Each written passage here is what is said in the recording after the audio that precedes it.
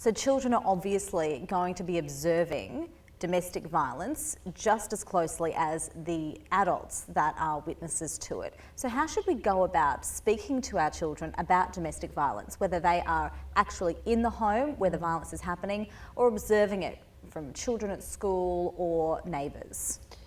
I think it's very difficult, and I think people who are in domestic violence find it very difficult. First of all, acknowledging that it does affect the children, and then realizing, oh, maybe I need to do something here. We have women come to us and say, my child is affected by domestic violence, but I don't know what to do about it. I can't. This is our family. Once a month he comes home, he's really, really angry, not all the time, so there's always this bit of justification, he's stressed, but I know the child is affected because he started bedwetting again, or whatever the symptoms are that a child displays that tells a mum a child is impacted by it. And the fact that women come and say, I don't know how to handle it, the child needs help, would you see the child? Often we don't see the child, not always it's the right approach. Often we give the parent the language how to talk about a child, because the parent is the closest connection. If we do see the children, we talk about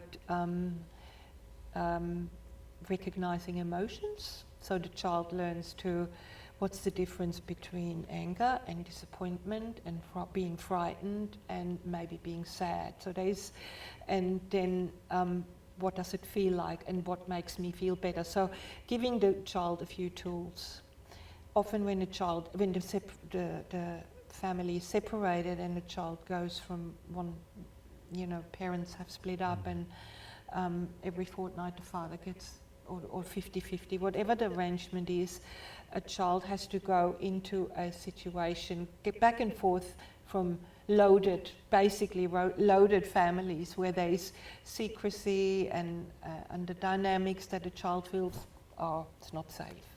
So we then teach a child what do you do when you feel like this, what can you do to feel better?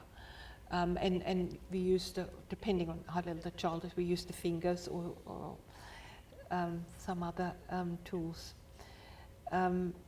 Often by recognizing an emotion and being able to say, this is my emotion, this is dad's emotion, I'm affected because dad is like that, or because mum is crying, or is already a little a tool that a child can use to manage the emotion. The reason we not always talk to a child is if the child goes back into the same situation, he might or she might go back with some tools, but the situation doesn't change. So often we just talk to the parent and say, look, how serious is it? Do you need to contact child safety?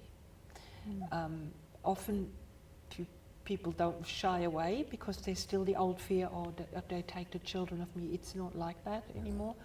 The Department Child Protection is really recognizing that the responsibility for the violence is with the perpetrator. It's not with mum not being able to protect because mum is doing the best she can. So we reassure and we work with the parent to maybe seek help.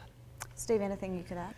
Yeah, I guess building on what Brigitte is saying, there's practical things if we come across children talking about being exposed to domestic violence. There's practical things we can do, and Brigitte highlighted it beautifully there. And I guess one of the things we do is we really need to believe the child.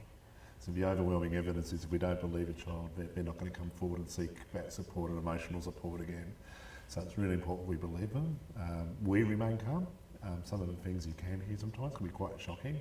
And the last thing we want to do is react adversely, because that can send mixed signals to the child. So it's always about believing, comforting, and as Brigitte quite rightly pointed to there about contacting child safety. If we have any concerns at all about the immediate safety of the child, always contact child safety, because they're the people who are there to provide the support. And certainly child safety changed, the stigma is still probably there with child safety around, I'll come in and snatch my babies away. It's not that at all these days. It's about what support can go into those homes to provide that support where it's needed, and certainly what can they do about holding a perpetrator to account. So that's definitely changed. So there's practical things we can do and we can all do. In the past we haven't done that quite so well in many cases, and we know we've got royal commissions, we've got a lot of evidence coming through, but we often haven't believed victims. So that's now changed, and I guess that's one thing we can put a clear message out there, is to really believe children in what they're saying and allow them to share their stories.